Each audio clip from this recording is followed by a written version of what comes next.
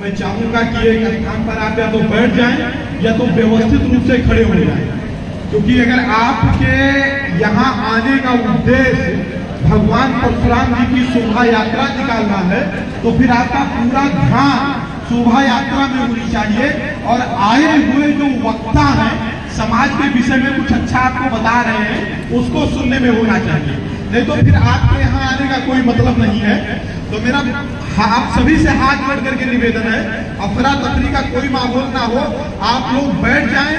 बैठने की अगर जगह नहीं है तो ये आपका अपना कार्यक्रम है, अनुशासन में आप रहें, अपने स्थान पर खड़े रहें, लेकिन यह महसूस हो आपके अनुशासन से कि यह ब्राह्मण समाज का कार्यक्रम है। इस तरीके से आप परिचय दें। तो मेरा आप सभी लोगों से निवेदन है,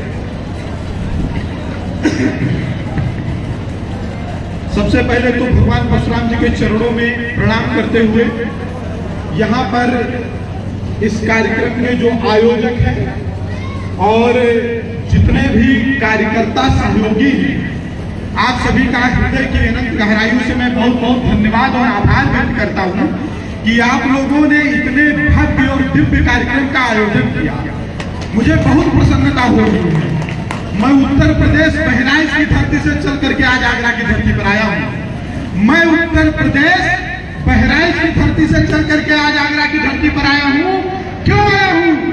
सिर्फ इसलिए आया हूँ कि लोगों को यह बात पता रहनी चाहिए कि चाहे उत्तर का ब्राह्मण हो, चाहे दक्षिण का ब्राह्मण हो, चाहे पूरब का ब्राह्मण हो, चाहे पश्चिम का ब्राह्मण हो, सारे ब्राह्मण एक हैं, सारे ब्राह्मण एक हैं, ये पता रहना चाहिए, इसलिए मैं आया हूँ।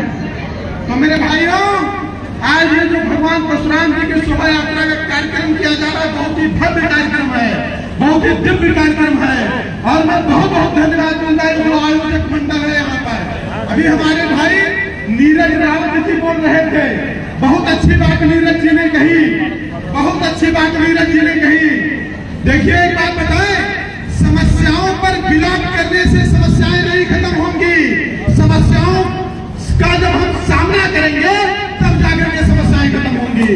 तो मेरा ब्राह्मण समाज के सभी भाइयों से निवेदन है कि हम समस्याओं पर रोए ना, समस्याओं के सामने डटे, समस्याओं से लड़े और समस्याओं पर विजय प्राप्त करें, और समस्याओं पर विजय प्राप्त करें। आज मुझे बहुत प्रसन्नता प्राप्त हुई, पीतांबर वस्त्र धारण किए हुए हजारों ब्राह्मण साफा तिलक लगा करके इस मंच पर बैठे हुए हैं, मुझे बहुत प्रसन्नता हो रही है। मेरे पास राघव शर्मा का फोन गया, राघव ने मुझसे बताया कि भैया हमारे यहाँ चंदेल में भगवान परशुराम जी के शोभा यात्रा पर बहुत बढ़िया कार्यक्रम होता है, मैं चाहता हूँ आप इस कार्यक्रम में आओ, मैं चाहता हूँ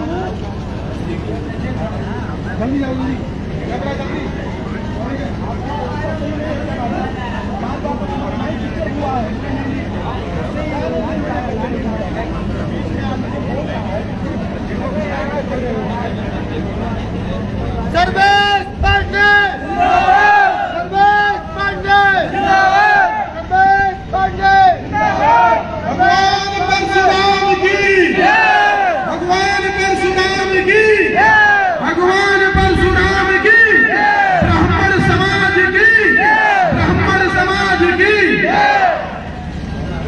कुछ लाइट की समस्या के कारण बीच में डिस्कनेक्ट हो गया, खैर कोई बात नहीं। एक बात मैं आप लोगों को बताऊंगा, जब विश्वामित्र तपस्या कर रहे थे, आप लोगों को पता ही होगा, रामायण भी देखा होगा आप लोगों ने, रामचरितमानस भी पढ़ा होगा आप लोगों ने, तो आपने एक चीज देखा होगा कि जब विश्वामित्र तपस्या कर रहे थे तो सुबाहु मारीच बीच में उसको डिस्टर्ब कर रहे थे, उनके तपस्या को भंग कर रहे थे। तब जब कुछ अच्छा काम होता है तो थोड़ी बहुत बाधाएं आती हैं, लेकिन उन बाधाओं से डरना नहीं है हमें। आंधी चाहे तूफान मिले, चाहे जितने व्यवधान मिले, बढ़ना ही अपना काम है, बढ़ना ही अपना काम है। जब हमने संकल्प ले लिया है कि हम ब्राह्मणों को जोड़ेंगे, ब्राह्मणों को संगठित करेंगे, तो फिर समस्याएं चाहे जितनी आएंगी हम संगठित करेंगे, संगठित करेंगे, संगठित करेंगे। सर्वेश पांडे आज अभी हमारे भाई नीरज राव जी बता रहे थे, हमारे भाई हिमेश मिठैया जी कि हमेशा हमारे साथ मजबूती से खड़े रहते हैं, वो भी एक बात बता रहे थे कि ब्राह्मण समाज के कम से कम 5100 संगठन हैं। ब्राह्मण समाज के कम से कम 5100 संगठन हैं और मुझे पता है कि अगर 5100 संगठन के 5100 अध्यक्ष आ जाए इस कार्यक्रम में, 5100 संगठन के 5100 अध्यक्ष आ जाए कार्यक्रम में, तो कार्यक्रम की दिशा और दशा बदल जाए, दिशा और दशा बदल जाए। लेकिन यहाँ पर भी कई ब्राह्मण संगठनों के अध्यक्ष आए हैं, अध्यक्ष नहीं आए हैं तो उपाध्यक्ष और महासचिव आए हैं। मैं आप सभी ब्राह्मणों को एक बात बताना चाहूंगा और ब्राह्मण संगठन के अध्यक्षों को एक बात बताना चाहूंगा। बेशक चाहे जितने संगठन हो हमारी जातियों के, बेशक चाहे जितने संगठन हो हमारे जातियों के, लेकिन हमारा मिशन एक होना चाहिए, हमारा मिशन एक होना चाहिए। संगठन लाख हो लेकिन हमारा मिशन एक होना चाहिए। और मिशन क्या होना चाहिए? ब्राह्मण एकता। मिशन क्या होना चाहिए? ब्राह्मण एकता। हम चाह रहे हैं कि किसी भी ब्राह्मण संगठन के ब्राह्मण को कोई दिक्कत पड़े तो सारे ब्राह्मण संगठन एक साथ एक मंच पर आकर के अपने उस ब्राह्मण भाई के साथ खड़े हो जाएं, अपने उस ब्राह्मण भाई के साथ खड़े हो जाएं। और एक बात मैं आपको बता दूं, जो लोग कहते हैं कि ब्राह्मण कुकुर हाथी ये जात न्याय साथी, तो पर्याय बदल चुका है, पर्याय बदल चुका है। अब ब्राह्मण अपनों के साथ बहुत मजबूती से खड़ा है। उसका परिणाम 2022 का चुनाव देख लीजिए। जो पार्टियां ब्राह्मणों का नाम नहीं लेती थी वो भी जय परशुराम कह रही थी, वो भी जय परशुराम कह रही थी। ये ब्राह्मणों की एकता की देन है। तो आप अपनी एकता बनाए रखिए, आप अपनी एकता बनाए रखिए। भैया हमारा वक्त बदला है, रक्त नहीं। हमारा वक्त बदला है, रक्त नहीं। आज भी हमारे ब्लड में भगवान परशुराम का खून दौड़ रहा है। तो ये बात हम लोगों को ध्यान में रखना होगा, ये बात हम लोगों को ध्यान में रखना होगा। आज जितने भी यहाँ ब्राह्मण समाज के भाई बंधु आए हैं, मेरे युवा भाई आए, मैं देख रहा हूँ इसमें 5 साल के लड़के, 10 साल के लड़के, 15 साल के लड़के आए हैं। मुझे बड़ी प्रसन्नता हो रही है। लगातार मैं सोशल मीडिया पर देखता हूँ 22-22 साल के लड़के जय परशुराम लिखते हैं। ये हमारे लिए प्राउड का विषय होना चाहिए, ये हमारे लिए गर्व का विषय होना चाहिए। जिस उम्र में लड़के मोहब्बत लिखते हैं उस उम्र में आज ब्राह्मण समाज के लड़के जय परशुराम लिख रहे हैं। इससे बड़ा और उदाहरण क्या हो सकता है समाज के जागरूकता की? इससे बड़ा उदाहरण क्या हो सकता है समाज के जागरूकता की? मैं सबसे तो नहीं, लेकिन यहाँ पर जितने ब्राह्मण भाई आए हैं मैं उनसे एक बात कहना चाहूंगा, हमारी बातें सिर्फ भाषणों तक सीमित नहीं रहना चाहिए। अगर आप इस मंच तक पहुंचे हैं, चाहे आप मंच पर बैठे हैं या मंच के पीछे पंक्ति में बैठे हैं, ठीक है, आप चाहे मंच पर बैठे हैं या मंच के पिछली पंक्ति में बैठे हैं, और आप अगर ब्राह्मण एकता की भाव से आए हैं तो ये भाव हमेशा आपके दिल में रहना चाहिए। ये नहीं कि यहाँ से जाने के बाद फिर वही पुरानी पद्धति हम अपनाए कि अपने मंच पर तो ब्राह्मण एकता की बात करें और अंदर अंदर से अपने समाज का पैर खींचने का काम करें। ये नहीं होना चाहिए, ये नहीं होना चाहिए। आपका अस्तित्व आज खतरे में है, आपका अस्तित्व आज खतरे में है। और अगर आज भी लड़ते रहेंगे तो इतिहास के पन्नों में लिखा जाएगा कि ब्राह्मण भी कोई जात होती थी, ब्राह्मण भी कोई जात होती थी अगर आप आपस में लड़ते रहे। देखिए एक बात मैं आपको बता दूं, हम हमेशा चाणक्य की भूमिका में रहे। जब जब किसी धनानंद ने हमको अपमानित किया है तब हमने नए सम्राटों का निर्माण करके अखंड भारत का निर्माण किया है। तो हम अपने अस्तित्व को पहचाने, अपने पौरुष को पहचाने, अपने क्षमता को पहचाने। हम डरने वालों में से नहीं है, डटने वालों में से हैं। कुछ लोग उदाहरण करते हैं, मैं सोशल मीडिया पर देखता हूँ, कुछ लोग गालियां देते हैं हमारे समाज को, अरे ये भीख मांगने वाली जात है, ये दक्षिणा पर जीने वाली जात है। जो लोग ये बात कहते हैं कि ब्राह्मण भीख मांगने वाली जात है, दक्षिणा पर जीने वाली जात है, तो वो भगवान परशुराम का इतिहास उठा करके देख ले, वो बाजीराव पेशवा का इतिहास उठा करके देख ले, जिन्होंने अपने दम पर 42 युद्ध जीते थे और पूरे देश में भगवा झंडा लहराया था। वो पुष्यमित्र शुंग का इतिहास उठा करके देख ले, जिन्होंने कहा था कि जिस मस्तक पर तिलक न हो उस मस्तक को काट दिया जाए। तो हम सिर्फ भिक्षा मांगकर भिक्षा पर जीने वाले नहीं हैं, हम शास्त्र के भी ज्ञाता हैं और शस्त्र के भी ज्ञाता हैं। अब ये तो सामने वाले पर निर्भर करेगा कि हमको क्या उठाने पर वो मजबूर कर रहे हैं। ये तो सामने वाले पर निर्भर करेगा कि वो हमको क्या उठाने पर मजबूर कर रहे हैं। और एक बात मैं आपको और बता दूं, जब हम शास्त्र उठाते हैं तो हम वेद शास्त्र पुराणों की रचना कर देते हैं, और जब हम शस्त्र उठाते हैं तो आपको पता ही है हम अखंड भारत का निर्माण कर देते हैं। हमारे अंदर वो क्षमता है, हमारे अंदर वो ताकत है।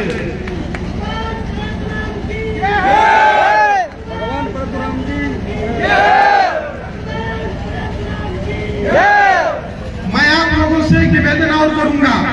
आज मैं यहाँ देख रहा हूँ कार्यक्रम में हमारे समाज के सिर्फ भाई आए हैं, हमारे समाज के सिर्फ पिता के बुजुर्ग आए हैं, हमारे समाज के सिर्फ बच्चे आए हैं, लेकिन हमारी समाज की बहनें इस कार्यक्रम में नहीं आई। ये बहुत चिंता का विषय है। चिंता का विषय क्या है मैं बताऊंगा आपको। क्या आप किसी वैवाहिक कार्यक्रम में जाते हैं तो क्या आप अपने परिवार के साथ नहीं जाते हैं? क्या आप अपने पत्नी को, अपने बच्चियों को, अपने माताओं को वहां कार्यक्रम में नहीं लेकर जाते हैं? तो आप बताइए कि इस ब्राह्मण सम्मेलन में ब्राह्मण समाज की बहन बेटियां माताएं क्यों नहीं आई? आप अगर अपने समाज की बहन बेटियों को ऐसे कार्यक्रमों से अलग करोगे ना, तो वही बहन बेटियां भविष्य में लव जिहाद का शिकार होंगी। बहुत आवश्यक है अपने समाज की बहन बेटियों को अपने संस्कृति, अपने संस्कार से जोड़े रहना। अगर यहाँ आपका बेटा आएगा, यहाँ आपकी बेटी आएगी, तो भगवान परशुराम के बारे में जानेगी, वो ब्राह्मण समाज के बारे में जानेगी। तो अगर ये गलती आज हुई है, आगे से ऐसी गलती नहीं होनी चाहिए। जहाँ ऐसे यहाँ कोई नाच तो नहीं हो रहा है ना, यहाँ कोई ऑर्केस्ट्रा का कार्यक्रम नहीं हो रहा है ना, यहाँ तो ब्राह्मणों के कुल, ब्राह्मणों के स्वाभिमान, ब्राह्मणों के सम्मान, ब्राह्मणों के गौरव पर चर्चा चल रही है। तो क्या हमारे समाज की बहनों को अधिकार नहीं है कि ब्राह्मणों के गौरव के बारे में सुने? बताइए आप लोग मुझे, बताइए आप लोग मुझे, होना चाहिए ये। तो आगे से आप लोग ध्यान में रखिएगा। और बहुत अच्छा कार्यक्रम है। मैं पूर्वांचल से इसलिए आया क्योंकि देखिए मैंने जो बात बताई, हम सभी एक हैं। जब आवश्यकता पड़ेगी तो हम आपके साथ बहुत मजबूती से खड़े रहेंगे। और आप लोग भगवान परशुराम जी की शोभा यात्रा निकालिए। और जिन लोगों को मैं इस मंच से बोल रहा हूँ, लाइव वीडियो चल रहा है, हर एक जात के लोग मुझे लाइव में देख रहे होंगे, क्योंकि लाखों लोग मुझसे फेसबुक पर जुड़े हैं। एक बात मैं बताना चाहूंगा आप लोगों को, जो लोग ये सोचते हैं कि ब्राह्मण जातिवादी है, बहुत लोग बताते हैं कि ब्राह्मण जातिवादी है, कुछ लोग बताते हैं ब्राह्मणों ने जात बनाई है, कुछ लोग कहते हैं ब्राह्मणों ने शोषण किया है। मैं आपको बता दूं, ब्राह्मण जातिवादी नहीं, ब्राह्मण राष्ट्रवादी होते हैं। अगर ब्राह्मण जातिवादी होते तो कश्मीर में इतने अत्याचार के बाद ब्राह्मण आतंकी बनता, चुप नहीं रहता, अपना बदला लेता। ब्राह्मण अगर जातिवादी होते तो चंद्रगुप्त मौर्य को सम्राट ना बनाते। ब्राह्मण अगर जातिवादी होते तो सर्वे भवन्तु सुखिनः सर्वे सन्तु निरामया की बात ना करते। ब्राह्मण अगर जातिवादी होते तो वसुधैव कुटुम्बकम की बात ना करते। ब्राह्मण कभी जातिवादी थे ही नहीं, ये सिर्फ एक नफरत फैलाने का काम किया है। ब्राह्मण सनातन की नींव है, ब्राह्मण सनातन का अगुआ है। ब्राह्मणों के प्रति नफरत फैलाने का कारण सिर्फ इतना है कि जब ब्राह्मण खत्म होगा तो सनातन अपने आप खत्म हो जाएगा। सिर्फ यही उद्देश्य है और इसी उद्देश्य से ब्राह्मणों के खिलाफ नफरत फैलाई जा रही है। ब्राह्मणों ने देश को बचाया है, ब्राह्मणों ने धर्म को बचाया है। अगर आज आप यहाँ पर पीताम्बर का साफा बांधे हैं, अगर आप यहाँ पर माथे पर तिलक लगाए हैं, आप द्वितीया तृतीया अष्टमी सप्तमी मनाते हैं, आप सत्यनारायण कथा सुनते हैं, आप राम कथा सुनते हैं, आप भागवत कथा सुनते हैं, तो ये सब ब्राह्मणों की देन है। नहीं तो मुगलों का 700 साल का ऐसा क्रूर शासन था कि आपका धर्म नहीं बचता अगर ब्राह्मण ना होते। मुगलों ने ब्राह्मणों के जनेऊ तोड़वाए, ब्राह्मणों की गर्दनें कटवाई, उनके छोटे छोटे बच्चों को मारा, लेकिन ब्राह्मणों ने तब भी रट रट करके आपके धर्म को, आपके शास्त्र को, आपके सनातन को जिंदा रखा। तो ये सनातन, ये हिंदुत्व और ये भारत हमेशा ब्राह्मणों का ऋणी रहेगा। जो लोग ब्राह्मणों के खिलाफ नफरत फैला रहे हैं कभी न सनातन के शुभ चिंतक हो सकते हैं, न हिंदुत्व के शुभ चिंतक हो सकते हैं। और मेरा आप लोगों से निवेदन है, आप सभी परशुराम वंशजों से मेरा निवेदन है कि आप लोग अब समय रहते हुए संगठित होइए, क्योंकि बटने से अब कुछ नहीं होगा। हम जितना बटेंगे उतना कटेंगे। हम कभी बसपा में चले जाते हैं, हम कभी सपा में चले जाते हैं, हम कभी भाजपा में चले जाते हैं, हम कभी कांग्रेस में चले जाते हैं। हम कह रहे हैं आप कहीं भी चले जाओ, किसी भी पार्टी में रहो, लेकिन जब आपके जात की बात आए तो आप अपने जात के लिए खड़े हो जाओ। जब आपके जात की बात आए तो अपने जात के लिए खड़े हो जाओ, क्योंकि कहा गया है जिस देश जात में जन्म लिया बलिदान उसी पर हो जावे। तो देश के लिए बलिदान देकर हमने देश को आजाद करवाया, अब अपने जात के लिए कुछ करने का समय है। तो मेरे भाइयों, पीछे नहीं हटना है, पीछे नहीं हटना है, डटना है, लड़ना है और जीतना है। इन्हीं सबों के साथ आप सभी को बहुत बहुत बधाई, शुभकामनाएं। भगवान परशुराम की